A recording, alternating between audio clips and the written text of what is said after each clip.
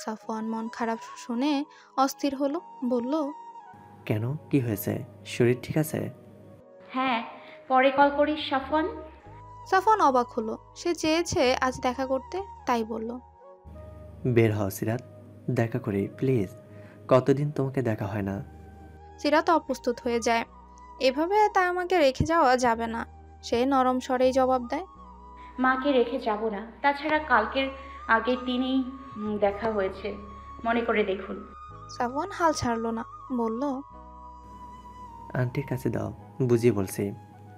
সিরাত হতাশ হয়ে নিজে যায় তাইমার কাছে, হাত বাড়িয়ে বলল। সাফওয়ান কথা বলবে তোমার সাথে। তাইমা খানম খুশি হয়ে ফোন কানে নিয়েই বলল, কেমন আছো বাবা? ভালো আন্টি, আপনার শরীর কেমন? সিরাতকে এখন একটু পাঠানো যাবে?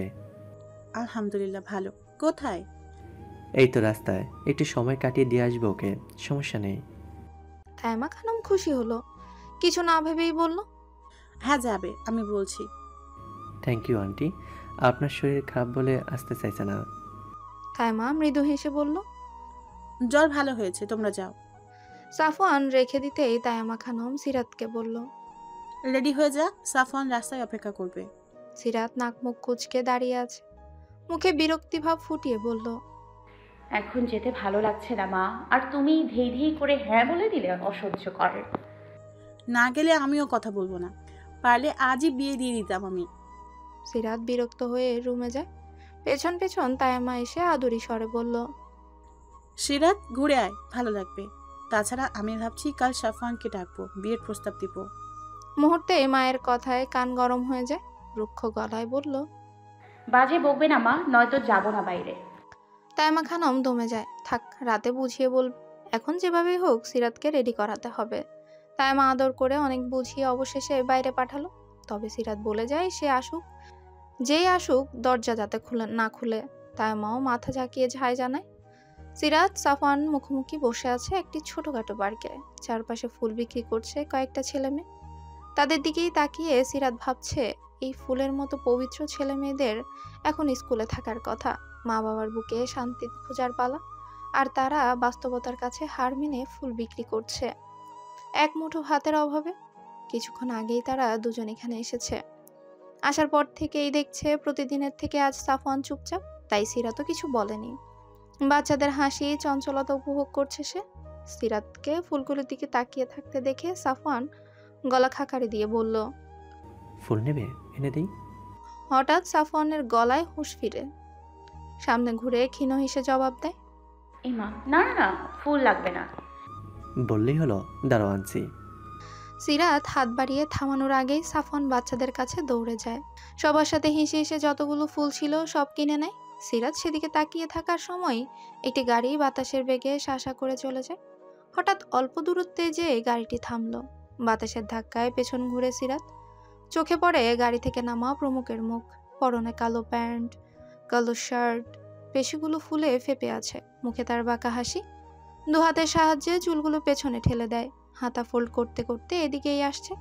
সিরাত কপাল কুঁচকে তাকায়, এই ছেলে এখানে কেন? তার আকাশ পাতাল চিন্তার মাঝে প্রমুখ তার সামনে দাঁড়ায়। সিরাতের পাশের ফাঁকা জায়গায় ধপ করে বসলো। সিরাত থমকে যায়, ভয় পাচ্ছে সে। নিজেকে গুটিয়ে আরো চেপে বসলো সিটে। ধরা গলায় বলল, এখানে বসেছেন কেন? ততক্ষণে সাফওয়ান দূর থেকে সিরাতের পাশে প্রমুখকে বসতে দেখে বিস্ফোরণ দৃষ্টিতে তাকিয়ে হন্তদন্ত হয়ে এগিয়ে আসে। সিরাতের কথায় প্রমুখ আরো গা ঘেঁষে বসলো। একটু ঝুঁকে সারা মুখ গভীর নয়নে দেখে, গলায় দাগ বসে আছে। তা চোখে পড়তেই শয়তানি হাসি হেসে আঙ্গুল বাড়ায় সিরাতের গলার কাছে। নিশ্চয়ই তারই দেওয়া এই চিহ্ন। বাহ, এই মোক্ষম সুযোগ। প্রমুখের আচরণে সিরাত কেঁপে ওঠে। ভয় জড়ানো কণ্ঠে কিছু বলার আগেই সাফওয়ান প্রমুখের হাত ঝটকা মেরে দূরে সরায়। রেগে চোয়াল শক্ত করে বলে, মেয়ে মানুষের গায়ে হাত দেওয়া স্বভাব দাঁড়িয়েছে, কোন সাহসেতে সিরাতের গায়ে হাত বাড়াস? ওই হাত আমি ভেঙে দেব। প্রমুখ রক্তচক্ষু নিক্ষেপ করে সাফওয়ানের দিকে। রাগে সারা শরীর ঘেমে যাচ্ছে তার। এই ছেলে দেখছে খুব সাহস, তার হাত ঝটকা মারে। সেও রাগ নিয়ন্ত্রণ না করেই সাফওয়ানের কলার চেপে ধরে বলল। মাটি চাপা দিয়ে দিব। সাফওয়ান আস্তে করে নিজের কলা ছাড়িয়ে নেয়। সামনে এগিয়ে সাফওয়ান সিরাতের হাত ধরে তার পাশে দাঁড় করিয়েছে। সিরাতের চোখ টলমল, ভয়ে সারা দেহ অসাড় হয়ে আসছে। প্রমুখ রাগে ফুঁসছে, তার সাথে লাগতে আসার স্বাদ গুছিয়ে দিত। রাগ কন্ট্রোল করার জন্য সময় নিল কয়েক সেকেন্ড। এরপরই হঠাৎ কি মনে করে অধর বাঁকিয়ে উচ্চস্বরে হেসে ওঠে। তার কাণ্ডে ভরকে যায় দুজনেই। প্রমুখ মুখটা নিরীহ ভান করে ঠোঁট ফুলায়। এবার সময় নষ্ট না করেই চট করে সিরাতের গলায় সেই দাগে আঙ্গুল ছুঁয়ে দিল। নিজের উপর বিশ্বাস রেখেই ভ্রু নাচিয়ে বলল, গলায় আমার দেয়া চিহ্ন নিয়ে ঘুরছো? এটা তোমার বয়ফ্রেন্ড জানে? কতটা উন্মাদ ছিলাম ওই রাতে সবও জানা উচিত তার। তুমি সব বলবে নাকি আমি? সে দেখুক আদরের সময় একটু কৃপণতা করি না আমি। একটু থামলো, সিরাতের মুখের কাছে ঝুঁকে জোরে ফু দিয়ে চট করে বলল, তাই না সিরাত? ঠিক বলেছি আমি?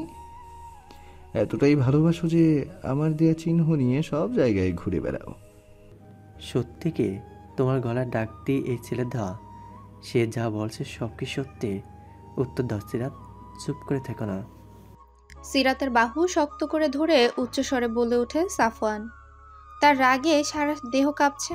বাইরের একটা ছেলে এসে যা তা বলবে, তবুও সিরাত চুপ থাকবে কেন? প্রমুখ মনে মনে ভীষণ মজা পাচ্ছে। সে উত্তর শোনার অপেক্ষায় আরাম করে বেঞ্চে বসে পায়ের উপর পা রেখে দোলাচ্ছে। আজ এক গার্লফ্রেন্ড বয়ফ্রেন্ডের বিচ্ছেদ হওয়ার সাক্ষী থাকবে সে। দেখবে বয়ফ্রেন্ডের রিয়েকশন কি হয়। তার চুপসে যাওয়া মুখ দেখে তৃপ্তি পাবে সে। অপমানে লজ্জায় সিরাজের চোখ দিয়ে অনবরত পানি পড়ছে। বুকের ভেতরের ক্ষত তাজা হচ্ছে আস্তে আস্তে। এ কোন সত্যের সামনে পড়ল সে? সে চেয়েছিল ভালোভাবে সাফওয়ানকে বলতে, আর এই লম্পট ছেলে এসে পাবলিক প্লেসে সিন ক্রিয়েট করলো। মাথা নিচু করে ফুপিয়ে উঠতেই সাফওয়ান চোয়াল শক্ত করে বলল, তার মানে কি বুঝে নেব যা বলল সব সত্যি? কথা শেষ করে ঝাটকা মেরে বাহু ছেড়ে দেয়। সারা মুখ আগে লাল হয়ে আছে। এক হাতে কোমর দিয়ে শ্বাস ফেলল কয়েকবার। এরপর সিরাতের থুতনি ধরে নরম গলায় বলল, সিরাত কথা বলো, একবার মুখ ফুটে বলো এসব মিথ্যা। তোমার গায়ে ফুলের টোকও পড়েনি। একটু থেমে অগ্নিদৃষ্টিতে তাকায় প্রমুখের দিকে, বলে, তারপর দেখো এই ছেলের কি হাল করি। তেতে উঠে প্রমুখ। উঠে সাফনের সামনে তেড়ে গিয়ে বলল, কি করবি? মিথ্যা হলে তো করবি, কিন্তু আফসোস তোর প্রেমিকা আমার রুমে মধু খেতে যায়। এবার চুপ করে থাকতে পারলো না সাফন। প্রমুখের কলার চেপে খেপে বলল, চুপ, সিরাতকে নিয়ে আর একটাও বাজে কথা সহ্য করবো না। মাত্র বলা শুরু করলাম। ইস, তোর কপাল পুরা। বিয়ের আগে আমি সব দেখে ফেলেছি। উফ, এত হট! গরমে এসিও কাজ করছিল না। একটু থেমে বড় করে শ্বাস ফেলে বলল, সিরাতকে সামলানোর জন্য আমার মতো প্রমুখের দরকার। তুই একটা লেদা বাচ্চা। তুই বরং কবিরাজ বাড়ি 7 তলা থেকে চিকিৎসা নে, শরীরে এনার্জি ফিরে আন। তারপরে ভেবে দেখবো সিরাত কাকে ডিজার্ভ করে। কথা শেষে সাফওয়ানের দিকে তাকিয়ে দেখল, কষ্টে চোখ মুখ লাল হয়ে গেছে। সাফওয়ান প্রমুখকে পারছে না চিবিয়ে খেতে। সে চায় না পাবলিক প্লেসে কিছু হোক, আগে সত্যি জানতে হবে। প্রমুখ স্বাভাবিক কণ্ঠে বলে, টাকা আছে নাকি লাগবে? নিতে পারিস, আমার টাকার অভাব নেই। মন আমার ভারী নির্দয়, কোনোভাবেই চাই না বিয়ের রাতেই তোর বউ পালিয়ে যাক। দরকার হলে সব খরচ আমার, তবু উন্নত চিকিৎসা করিয়ে এনার্জি বাড়া, নইলে বউ টিকবে না। সাফওয়ান তেড়ে গেল, কলার চেপে চোয়াল শক্ত করে বলল, এতক্ষণ ধরে যা খুশি বলছিস চুপ ছিলাম, আর একটা শব্দ করলে মেরে ফেলবো। আমার এনার্জি আছে নাকি নেই তোকে দেখাতে হবে। প্রমুখ চোখ মুখ কুচকে বলে, ছি, আমার কোনো ছেলেদের প্রতি ইন্টারেস্ট নেই। এই দূরে যা, আমাকে স্পর্শ করে অপবিত্র করিস না। এই দেহে মেয়ের ছোঁয়া লাগবে শুধু, তোর মতো বাজে ছেলে নই। তোর দেখছি চরিত্রেও সমস্যা, এই জন্যই তো সিরাত আমার কাছে গিয়েছিল। তুই দিতে পারিস না, বুঝেছি? হাত ধরতেও কাঁপিস। সিরাত উচ্ছ্বসিত চোখে থমকে তাকায় প্রমুখের দিকে। এখানে বাজেভাবে বিশ্রী কথাগুলো বলতে পারলো? কাপা পা দুটো অবশ হয়ে চট করে সিরাত মাটিতে বসে পড়ে। সাফওয়ান খেপে গেল। সে প্রমুখকে মারতে যায়। প্রমুখ এতক্ষণ চুপ থাকলেও এবার নাক বরাবর ঘুষি মারল। দুজনের ধস্তাধস্তিতে সিরাত উঠে দাঁড়ায়। দুজনকে টানলেও কাজ হলো না। সাফওয়ান রীতিমতো প্রমুখকে আক্রমণ করতেই যাচ্ছে। সিরাত অবশেষে দুজনের মাঝখানে গিয়ে বলল, স্টপ, এসব কি হচ্ছে? আমি কি খেলার পুতুল? দুজনে যা বলবে মেনে নিব। পাবলিক প্লেসে সিন ক্রিয়েট করবেন না। এরপর সাফওয়ানের দিকে তাকিয়ে হাতের পিঠে চোখ মুছে বলে, হ্যাঁ, এসব কিছু সত্যি। নিরুপায় ছিলাম আমি। মায়ের অপারেশনের জন্য 1 টাকাও ছিল না আমার কাছে, তাই ওই রাতে। আর বলতে পারল না সিরাত। দুহাতে মুখ চেপে ডুকরে কেঁদে ওঠে। বেঞ্চে ধপ করে বসে। সাফওয়ান চরম অবাক হয়ে তার দিকেই তাকিয়ে আছে। প্রমুখ দাঁত কটমট করে তাকায় সাফওয়ানের দিকে। এবার বুঝ কেমন লাগে। তবে সিরাতের জন্য অল্প হলেও মন কাঁদল। তার মা নেই। উনি বেঁচে থাকলে সেও চাইতো যেভাবে হোক চিকিৎসা করাতে। তাকিয়ে রইল নাক টেনে কাঁদতে থাকা মেয়েটার দিকে। মাকে বুঝি সবাই খুব ভালোবাসে। সিরাত হেঁচকি তুলে অবরত কেঁদে যাচ্ছে। এই পর্যায়ে উঠে নিজেকে শান্ত করে সাফওয়ানকে বলল, আমাকে ক্ষমা করে দেবেন। আমি বলতে চেয়েছি আপনাকে, কিন্তু এভাবে বলতে হবে ভাবতেই পারিনি। আমি একজনের সাথে ঘনিষ্ঠ হয়েছি। এরপরেও আমাকে বিয়ে করবেন? অন্তত আমার পক্ষে সম্ভব নয় আপনাকে ঠকানোর। আমি এভাবেই মাকে নিয়ে বাকি জীবন কাটিয়ে দিব। এরপর দাঁতে দাঁত চেপে প্রমুখের দিকে দাঁড়িয়ে বলল, মেয়েদের সফট কর্নার নিয়ে কখনো বাজেভাবে বলবেন না। আমার পরিস্থিতি না জেনে কেন এভাবে বললেন? আপনি আমার কে? মেয়েদের সম্মান দিতেও এত দ্বিধা? এর জন্যই কখনো কেউ আপনাকে ভালোবাসবে না। সবাই ঘৃণাই করে যাবে। ভালোবাসা জয় করতে হলে তাদেরকেও ভালোবাসতে হয়। ভালোবাসা শব্দটা যেমন মিষ্টি, যেমন সুন্দর, ঠিক তেমনই কেউ কাউকে একবার ভালোবেসে ফেললে সেই বাঁধন থেকে সরে যেতে পারে না। অদ্ভুত এক মায়ার টানে তার কাছেই বারবার ফিরে আসে। এই যে প্রতিদিন মেয়েদের সাথে বেড শেয়ার করেন, এটা আপনার শরীরের তৃপ্তি হলেও মনের খোরাক মেটাতে পারেনি। মনের খোরাক মেটানোর জন্য শরীর লাগে না, একটু ছোঁয়া, একটু সঙ্গ হলেই হয়। আজ আমাকে যেভাবে অপমান করলেন, নেক্সট টাইম আশা করব অন্য কোনো মেয়েকে এভাবে বলবেন না। হয়তো কেউ কেউ আমার মতো অসহায় হয়েও যায়। এই পৃথিবীতে আপনার টাকা আছে, আপনি সুখী, কিন্তু মনের মাঝে শান্তি নামক শব্দ আদৌ আছে? আমার টাকা না থাকলেও মায়ের ভালোবাসায় আমি সুখী। শান্তিতে দুমুঠো ভাত খেয়ে দিব্যি আছি। সিরাত একদমে কথা বলে বড় শ্বাস নেয়। সাফওয়ান ব্যথিত হৃদয়ে চলে যাচ্ছে। তার মনের সুপ্ত ভালোবাসা আজ একটু একটু করে ভেঙে গেছে। সিরাত এমন কাজ করেছে সে ভাবতেও পারছে না। রাগে ইচ্ছে করছে সব তছনছ করে দিতে। সে চলে গেল গাড়ি নিয়ে। সিরাত মলিন হাসলো। বাহ, আজ প্রমুখ একটু হলেও উপকার করলো। সে মানুষ চিনতে পেরেছে। অতীত জেনে কজনই বা থাকে। প্রমুখ চোয়াল শক্ত করে মাটির দিকে তাকায়। এই মেয়ে ভালোবাসা শেখায়? কেউ কখনো ভালোই বাসেনি, সে বুঝবে কিভাবে ভালোবাসা কেমন হয়। মাকে খুব করে মনে পড়ছে তার। হাত মুষ্টিবদ্ধ করে বেঞ্চে বসে রইল। সিরাত বেঞ্চ থেকে পার্স হাতে নিয়ে ক্ষীণ হেসে বলে, থ্যাংক ইউ, একটু হলেও উপকার করেছেন। ভালো থাকবেন। কথা বলেই গটগট পায়ে হাঁটা দিল বাসার দিকে। প্রমুখ তাকিয়ে রইল নির্মিষে। মেয়েটা হাসলে গজদাঁত বের হয়। কি ছিল তার কথায়? আসলেই একাকিত্ব জীবনে শান্তি দেখা মেলেনি। প্রমুখ দীর্ঘশ্বাস ফেলে, আকাশের দিকে তাকিয়ে বলে, ভালোবাসা কি মা? শিখিয়ে দিলে না? হৃদয় ক্ষতগুলো এই মেয়েটা তার মাকে বলতে পারে। আমি কাকে বলি? শুধু বয়ে বেড়াই সারা জীবন, রেহাই নেই। ওই মেয়ে কি আমাকে সুখ, মায়া, ভালোবাসা শেখাবে? এমনি কপাল কুঁচকে যায় তার। বিড়বিড় করে, ভালোবাসা সে আবার স্বার্থ ছাড়া হয় নাকি? এই পৃথিবীতে টাকাই সব। সিরাত বাসায় পৌঁছে রুমে গেল কোনো রকমে। দরজা বন্ধ করে অঝরে কেঁদে ওঠে। এতগুলো মানুষের সামনে খারাপ কথা বলতেও দ্বিধাবোধ করলো না ওই ছেলে। বিছানায় মুখ গুজে হেঁচকি তুলে কাঁদতে লাগলো। মনের ব্যথাগুলো উপরে দিল সব বালিশে। তাইমা খানম একা বাসায় এতক্ষণ ভয়ে ভয়ে ছিল। মেয়ে আসার পর যাও মনে শান্তি পেল। এভাবে দরজা আটকে দেওয়ায় আরো বেশি কষ্ট বাড়লো তার। তবে কি সাফওয়ান কিছু বলেছে? সে ভেবেছিল সিরাতকে এখন কালকের কাহিনী খুলে বলবে। ফোনে রেকর্ড করা আছে, তাকে একবার খোঁজ পেলে রেহাই নেই। সে অস্থির হলো মেয়ের চিন্তায়। দরজায় কড়াঘাত করে বলল, সিরাত, কি হয়েছে? দরজা খোল। সিরাত কোনো জবাব দিল না। তায়ামা খানম উচ্চস্বরে ডেকে চলল, সিরাত, দরজা খুলবি না? তোর সাথে আমার কথা আছে। মা, একবার দরজা খোল। না। সিরাত দরজা খুলল। আর না রাতে ভাত খেলো। বিকেলের ঘটে যাওয়া কাহিনীতে সে চুপসে গেছে। এমন মানুষ থাকে না যারা অল্প অপমানেই ভেতরে ভেঙে চুরমার হয়ে যায়। ঠিক তেমনই সিরাত। মানুষের নেগেটিভ কথা তার হৃদয়ে বাজেভাবে আঘাত করে। সেই দৃশ্য চোখে ভাসে। জীবনে যত স্বপ্ন ছিল সব তছনছ হয়ে গেল হঠাৎ ঝড় এসে। তাইমা খানম শেষে হাল ছেড়ে দেয়। মেয়ের দরজার বাইরে এই নির্ঘুমে রাত কাটিয়ে দিলেন তিনি। সিরাতের বলা কথাগুলো সারা রাত ভাবল প্রমুখ। বারান্দার সোফায় আয়েশ করে বসে কফি খেতে খেতেই ভাবছে, আসলেই তো তাকে কেউ ভালোবাসে না। প্রতিদিনের মতো আজ একটা মেয়ের আসার কথা ছিল তার রুমে, কিন্তু মেয়েটার সমস্যার জন্য আসতে পারেনি। অন্য কোনো দিন হলে প্রমুখ উম্মাতের ন্যায় আচরণ করত, কিন্তু আজ সে চুপচাপ। রাত কাটলো তার সিরাতকে ভেবে। নিশ্চুপে কল্পনা করলো লাল বউ। তার মা বাবার এক কফি বিয়ের ছবি ছিল তার কাছে। সেই কথা মনে হতেই রুমে যায় হন্তদন্ত হয়ে। ওয়ার্ড্রফ থেকে বের করলো সেই ছবিটি।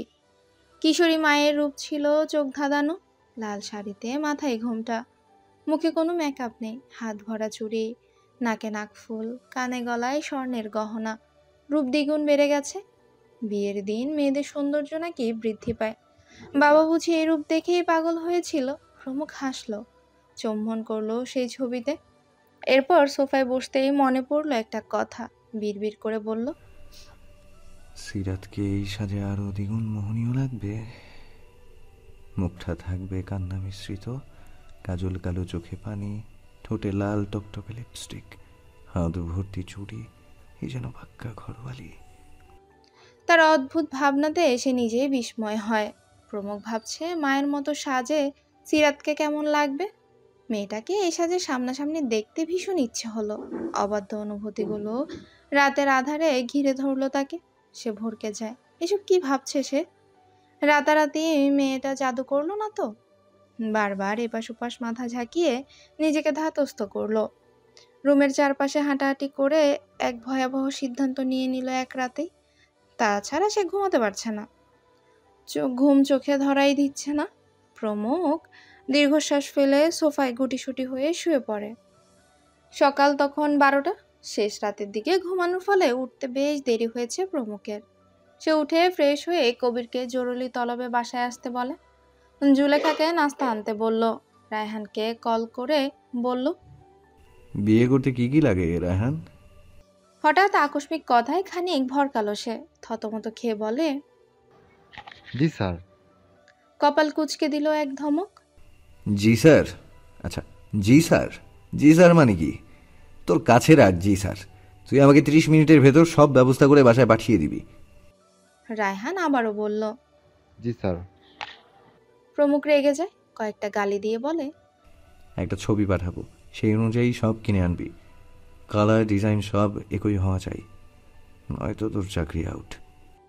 রায়হান আবারও জি স্যার বলতেই দাঁত কটমট করে কল কেটে দেয়। আহাম্মক।